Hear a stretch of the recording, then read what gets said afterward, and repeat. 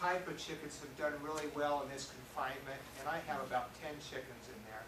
I wouldn't go anymore. That's too many. So I keep about 10 in this type of area. What do you do with the other 14 that you bought? Those are table chickens. So Well, yeah, but it takes a while for them to grow up. Yeah, but when they're full grown and mature, I don't want to have for long term more than about 10. That's a good question. So while they're smaller and they're not mature yet, they're easy to get along with. And that's another good question. Anybody know how long it usually takes for a chicken to start laying? Isn't it about 5 months, 4 or 5 months? 5 months is a really good chicken. So if you're buying one of the newer type of chickens that are made for laying eggs, that's true. That's the right amount. If you're buying more of the heritage chickens that are sort of for backyard gardeners, it's more, April chicken will start laying around Christmas. So a little bit longer. The red star and the black star laid at about 6 months. So that was a good chicken. I liked it. When you say they're good for 2 or 3 years, is that like they're good for when they start laying eggs for 2 or 3 years? Yeah. And the other thing you'll have happen to those chickens is they're going to molt on you. And during the molt, that's when they're losing their feathers. They stop laying for a little bit. So that might be for a month. It might be for 2 months. Do they all mold at the same time? Yes, usually they do. They'll all molt at the same time. And so the thing you end up doing during the molt to try to push them out of it a little bit quicker is feed them a higher protein feed.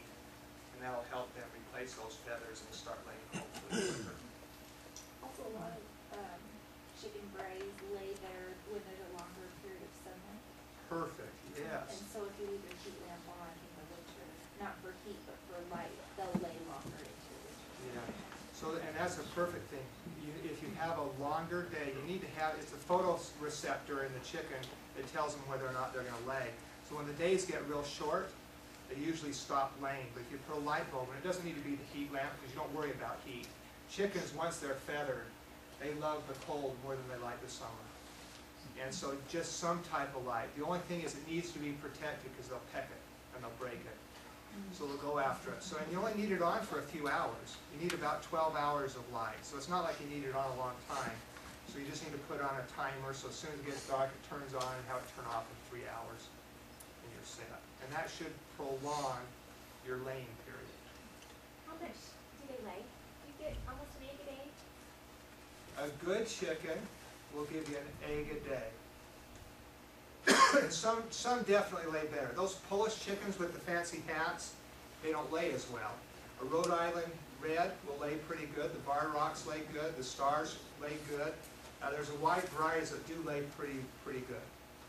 But you ought to get about an egg a day. Okay, yes, next slide. So what about, and does it really pay? I mean, what's the cost benefit? Did you see that title? What was the title of it? I can't remember. But yeah, not the cheapest egg. So if you're trying to get cheap eggs, this isn't the way to go. Until you can convince, I'm trying to make sure I don't have any egg buyers in here. What you do is you talk about how healthy and how good these eggs taste and how much prettier they make you look. What was it, the Emperor's New Egg? The Emperor's New Pope? If you go ahead and convince all your neighbors that the $4 dozen eggs are really good and they'll buy them at $4 a dozen, you can maybe break even. Okay? We sell ours at about $3 a dozen. And they do taste better. It is a better egg.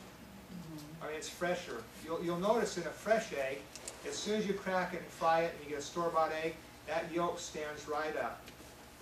And it's a darker orange or yellow color. And it's a fresher and a better tasting egg. The store-bought egg will run and be flatter. It's just older. The other thing, if you're hard-boiling eggs, don't use new eggs from your chicken coop for Easter eggs that you're going to peel or whatever you're going to do. They will not peel. Okay, that was my question for you because my brother has the chickens. He loves the chickens. We get all of the eggs. And I had to do some research on the internet because the dang things would not peel. You have to let them out for a few weeks. Eggs will store for a month plus. Yes. And it's the perfect food. You don't need to refrigerate them. You refrigerate them because your wife tells you you need to, but they don't need to. I mean, you don't want them out in the heat. So in just my home, I keep my house at roughly 66. you don't have to. I don't have to. Yeah, but I mean, you'll put it, if you want to have a hard-boiled egg, keep them for 3 weeks and then it boils. And that membrane's broken down enough so you can fill it. Okay? The other benefit is there's new research out that real thin membrane on the inside of the shell is what rejuvenates cartilage. So the newer egg's even better. Yeah. Yeah. So if you take those shells and you boil those shells, after you break it, you boil. You eat that lining, however you want. So what if you eat the shell? Is that even better too? Calcium? I don't know.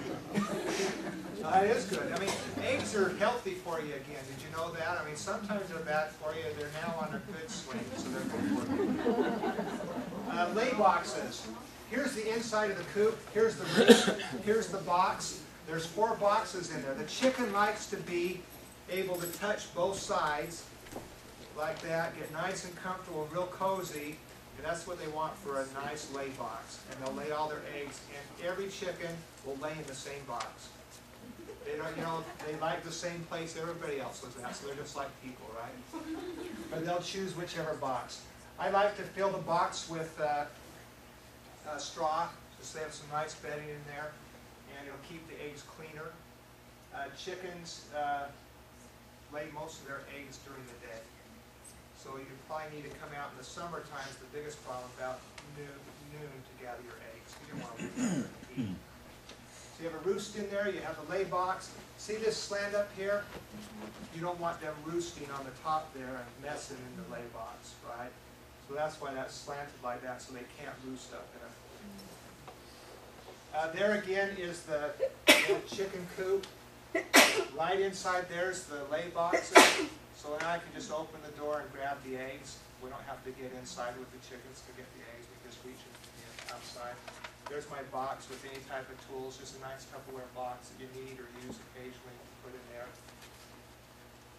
And that's how it looks. Let's look at the next slide.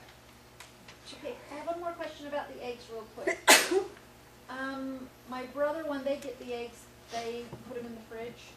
If I get them that have already been in the fridge, can I go ahead and leave them out on my counter when I get home? You know what?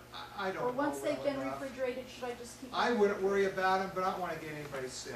My wife would think you can't do that. Okay, but what I've been told about eggs is they really store fine. They just don't want to be in excessive heat. They store in your refrigerator for a long time. Well, I don't have room in my refrigerator for all the eggs that he gives me. Well, so So what do you you ought to want? start selling his eggs and making money out of I it. should. Don't tell him.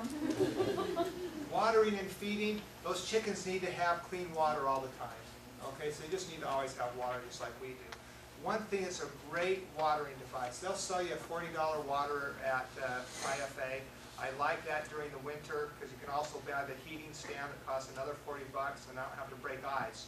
But when it's not freezing the water, I like a 5-gallon bucket with a lid on it. And then on the side, about towards the top, right before that rim on the top of the 5-gallon bucket, I cut a hole about that big with a jigsaw. And I can do that on both sides or just one side really is all you need. And now you can just fill that up with water. The chickens can get in and drink it. They can't, if they roost on the top of it, they're not going to mess in their water. And so you have a nice, easy supply. You just take the hose out there and fill it up. You don't have to mess with the watering can. So I think it works a lot better. Feeding, there's feeding buckets that you hang up so the mice and other things that come can't jump in and get it. So it's worth having that. Everything out of the garden, weeds, grass, anything you have, table scraps, salad, tomatoes, any of that goes into the chicken coop. And everybody in your neighborhood who has kids or grandkids will come over and feed your chickens, and it's great. Let them do it. And the corn on the cob that's left over, throw those in there. They love those. Anything they'll eat. Bugs, any bugs that come their way, they'll eat. You can let them out in your yard. They'll do fine getting bugs.